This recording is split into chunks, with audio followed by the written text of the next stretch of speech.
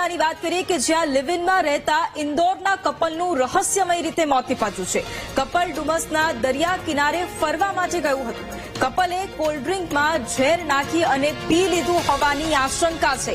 ડુમસના દરિયા કિનારેથી મહિલાનો મૃતદેહ પણ મળી આવ્યો છે। ભૌમિક નામના યુવકનું સારવાર દરમિયાન મોત નીપજ્યું છે। 4 મહિના પહેલા બંને ઇન્દોરથી સુરત આવ્યા હતા।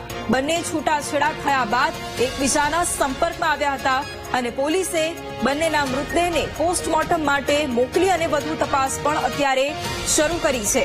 વધુ વિગતો સાથે સંવાદદાતા નિર્મલ પણ ફોન લાઈન પર જોડાયેલા છે। નિર્મલ, સુરતમાં લિવ ઇનમાં રહેતા ઇન્દોરના કપલનું રહસ્યમય રીતે મોત થયું છે। આ મામલે શું વધુ ખુલાસા?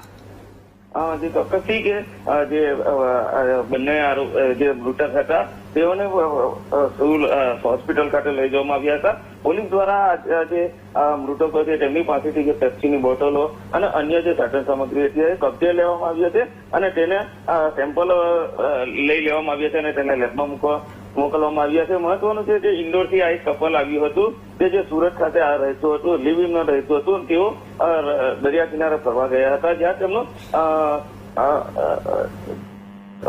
દરિયા કિનારે ફરવા ગયા હતા અને અચાનક તેઓની તબિયત લથડી હતી। ત્યારે તબિયત લથડતા જે મહિલા છે તેનું ઘટના સ્થળે જ મોત થયું હતું। જ્યારે જે યુવક હતો તેને સારવાર માટે હોસ્પિટલ લઈ જવામાં આવ્યો હતો અને સારવાર દરમિયાન આ યુવકનું પણ મોત થયું હતું। આ યુવકનું નામ ભૌમિક અને યુવતીનું નામ દીક્ષિતા સામે આવ્યું હતું। તેઓ ઇન્દોરથી સુરત આવ્યા હતા અને હાલ તો આ બંને જે યુવક યુવતી છે તેઓના અગાઉ પણ લગ્ન થઈ ચૂક્યા હતા, પરંતુ બંનેના છૂટાછેડા થઈ ગયા બાદ તેઓ એકબીજાના સંપર્કમાં આવ્યા હતા અને ત્યારબાદ તેઓ લિવ ઇનમાં સુરત ખાતે રહેતા હતા। હાલ તો બંનેના બોડીને પીએમ કરી અને પોલીસે વધુ તપાસ હાથ કરી। બિલકુલ, આભાર નિર્મલ।